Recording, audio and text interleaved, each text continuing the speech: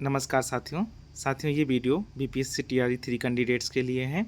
आप लोगों के लगातार क्वेश्चंस आ रहे थे कि सर बहुत प्रॉब्लम हो रही है। कुछ लोगों का मैसेज आ रहा था कि कॉन्फिडेंस लूज हो रहा है, कैसे क्या चीज़ें करें। कुछ लोग को लगता है कि उन्हें पढ़ा हुआ याद नहीं रह रहा है, तो उसके लिए क्या करें।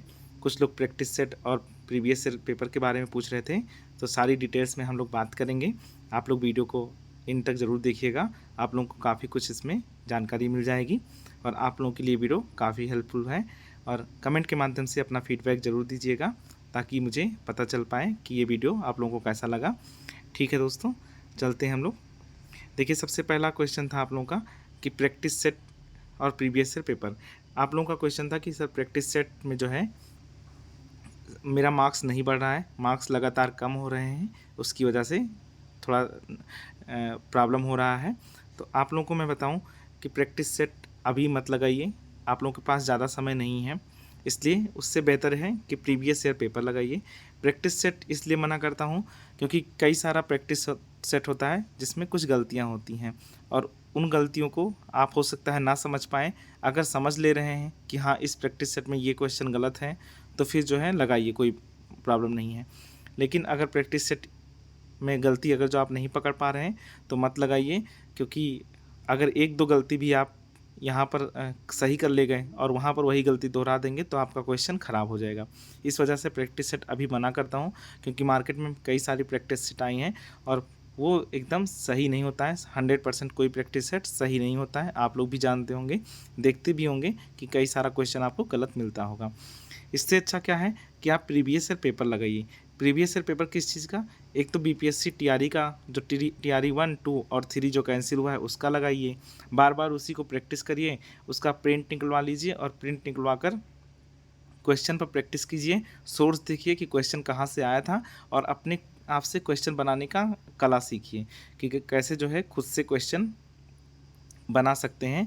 क्योंकि ये चीज़ स्किल अगर जो आप डेवलप कर ले गए तो आप लोगों का मार्क्स बढ़ जाएगा, कोई प्रॉब्लम नहीं है। अलग से आपको प्रैक्टिस सेट की ज़रूरत नहीं पड़ेगी।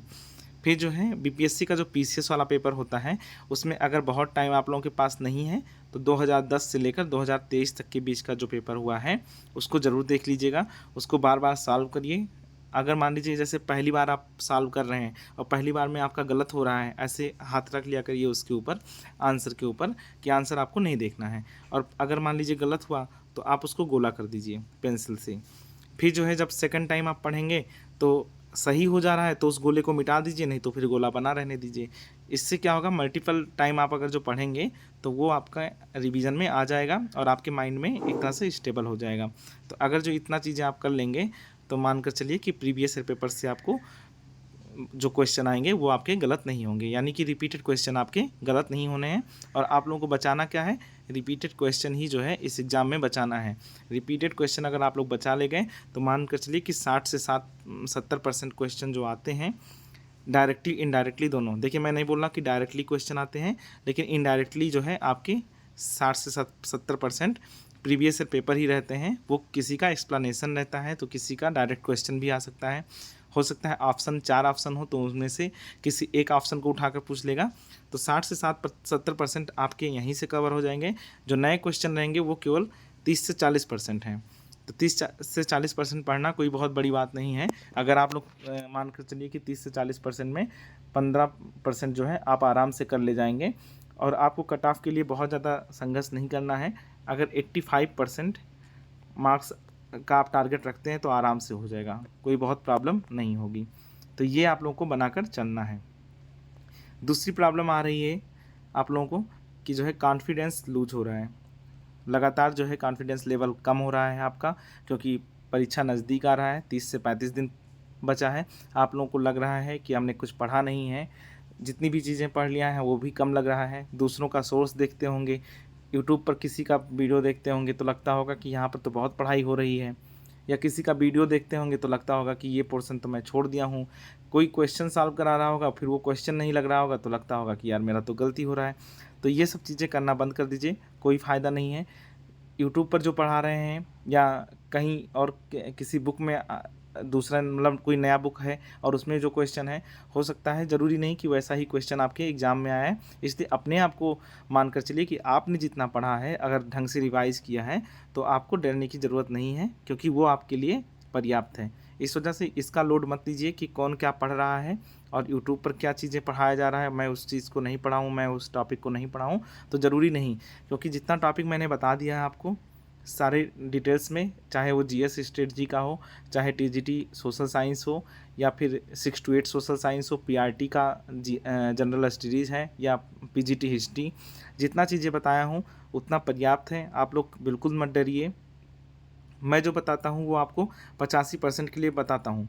85% अगर जो टारगेट आप रखिए पूरा कंप्लीट करने का तो बहुत अच्छा है। 100% आपको नहीं रखना है, 100% आप कभी कंप्लीट भी नहीं कर पाएंगे। बाकी कोचिंग वाले क्या करते हैं, उसी 15% के लिए आपका 85% बेकार करते हैं। आप इस चीज़ को समझिए। मैं इस स्थिति से गुजर चुका हूँ, इसीलिए आपको बता रहा हूँ कि आप 15% के पीछे मत भागिए।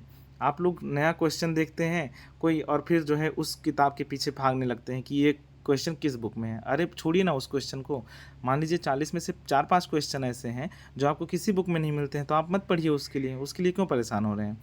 मैंने जो पेपर दिया था तो मेरा जीएस में 40 में 28 नंबर था, तो 28 नंबर मुझे लग रहा था कि सेफ़ है, कोई दिक्कत नहीं है। मैं अपने सब्जेक्ट में काम किया, मेरे सब्जेक्ट में अच्छे नंबर थे, तो तभी तो 90 प्लस गया। तो 90 प्लस मेरा था, और जो है कट ऑफ गई थी, तो एक का कट ऑफ गया था 85 और एक का कट ऑफ गया था 83। तो मुझे कोई प्रॉब्लम नहीं थी, मैं तो कॉन्फिडेंस में था कि हाँ मेरा हो जाएगा, क्योंकि मैं जीएस के लिए बहुत ज़्यादा नहीं सोच रहा था कि हाँ मतलब मुझे जो है 35 नंबर लाने हैं, मुझे 40 नंबर लाने हैं। मैं बस इतना मान कर चला था जितना क्वेश्चन करूँ, अगर सबके हो जा रहे हैं नॉर्मल, तो मेरे भी जो है लगभग 30 के आसपास आ जाने चाहिए, क्योंकि मैंने उतना सब्जेक्ट में कवर किया हुआ था। तो मैं आप लोग को यही बता रहा हूँ, आप लोग दूसरों का देखकर मत अपना कॉन्फिडेंस अभी लूज करिए। अभी आपके पास समय है, अभी पढ़ लीजिए, क्योंकि कॉन्फिडेंस आपका कम होगा तो आपकी पढ़ाई नहीं हो पाएगी, बिल्कुल आपकी पढ़ाई पर असर करेगा, ये एकदम लिख कर ले लीजिए। बहुत ज़्यादा अगर जो आप यूट्यूब पर देखेंगे कि हाँ ये सोर्स वो सोर्स, तो उससे प्रॉब्लम ही होगा। इसलिए जितना बता दिया हूँ, अगर आप मुझसे जुड़े हैं तो उतना चीज़ें कर लीजिए, दूसरों का बहुत ज़्यादा मत देखिए। फिर जो है पढ़ा हुआ भूल रहा है, तो पढ़ा हुआ जो है ये लगेगा, अगर जो आप सोचेंगे कि हाँ हमने जितना पढ़ा है वो भूल रहा है, तो ये लगेगा। लेकिन जब आपके सामने क्वेश्चंस आएंगे, मल्टीपल चॉइस टाइप क्वेश्चन, तो आप देखेंगे कि वो आपका टिक लग जाएगा, जो भी आंसर सही होगा वो टिक लग जाएगा। तो इसलिए ये मत सोचिए कि आप जो पढ़े हैं वो भूल रहा है, क्योंकि ये हम लोग के माइंड में होता है, सबकॉन्शियस माइंड में वो रहता है। इसलिए उसके लिए परेशान मत होइए कि पढ़ा हुआ भूल रहा है। पढ़ा हुआ बिल्कुल आपको याद आएगा। आप लोग एग्ज़ाम के लिए एकदम तैयार रहिए। जो भी एग्ज़ाम में आएगा आपको एकदम दिमाग में आएगा, और आप लोग सही टिक भी लगाएंगे। बस अपने आप को डाउट में मत रखिए, अच्छे से पढ़िए, और मेन चीज़ ये है कि दिमाग एकदम स्थिर रखिए। अभी तो यही समय है कि अपने आप को खूब ज़्यादा स्थिर रखिए, केवल पढ़ाई कीजिए बस, और कुछ मत सोचिए। परीक्षा तिथि को लेकर संदेह, बहुत लोगों को अभी भी लग रहा है कि 2 बार 3 बार पेपर आप लोगों का एक्सटेंड हो चुका है, तो लग रहा है कि पेपर एक्सटेंड हो जाएगा। ऐसा मत सोचिए, क्योंकि जब तक ऑफिशियल कुछ नहीं आता है तब तक आप ये सब चीज़ें मत सोचिए। आप अपना परीक्षा मान कर चलिए कि 19 से 22 के बीच में बोला गया है, 19 से 22 जुलाई के बीच में, तो उस डेट में हो जाएगा। आपको तैयारी उसी को आधार बना कर चलना है। आप अगर जो दिन भर केवल यही सर्च करेंगे कि पेपर हो जाएगा कि नहीं हो जाएगा, तो उससे केवल आपको प्रॉब्लम होगी, बाकी आपकी तैयारी जो है पीछे रह जाएगी। इसलिए ये सब मत सोचिए, आप लोग केवल अपना पढ़ाई करते रहिए। देखिए, my honest review for exam TRE 2, ये बहुत ज़रूरी है आप लोगों के लिए जानना कि मैं लास्ट टाइम में क्या किया था अपने एग्ज़ाम के लिए। तो मैं बताऊं, मैं प्रीवियस ईयर पेपर ही पढ़ रहा था, ये एकदम एग्जैक्ट आपको बता रहा हूँ। मैंने कोई प्रैक्टिस सेट नहीं लगाया था। आप लोगों के लगातार क्वेश्चन आते हैं कि सर आपने कौन सा प्रैक्टिस सेट सॉल्व किया था, तो मैं आप लोगों को आज बता रहा हूँ मैंने कोई प्रैक्टिस सेट सॉल्व नहीं किया था। बस मैं BPSC का जो PCS का प्रीवियस ईयर पेपर था, क्योंकि आप लोग जानते हैं केवल TRE 1 हुआ था एग्ज़ाम, तो मेरे पास बहुत ज़्यादा पेपर थे नहीं, केवल TRE पेपर था। तो मैंने BPSC का जो PCS वाला प्रीवियस ईयर पेपर था वही सॉल्व किया था, उसके अलावा कुछ भी नहीं सॉल्व किया था। और उसी से मेरा सारा जो है GS वाला पेपर हो गया था अच्छे से, क्योंकि रिपीटेड क्वेश्चन मुझे मिल गए थे। और दूसरी बात ये है कि टाइम मैनेजमेंट की बात, कि GS और सब्जेक्ट में कितना टाइम मैनेज करना है, तो ये चीज़ें मैं डिटेल में आप लोगों को बता चुका हूँ। आप लोग मेरा जाइए यूट्यूब चैनल पर, उसमें वीडियो पड़ा है, वहाँ से आपको मिल जाएगा कि मैंने कैसे मैनेज किया था टाइम को, क्योंकि मेरे एक हफ्ते में 3 एग्ज़ाम थे। समझ लीजिए 6 to 8 भी था और टीजीटी भी था और पीजीटी भी था, और तीनों एग्ज़ाम मैंने क्लियर किए थे।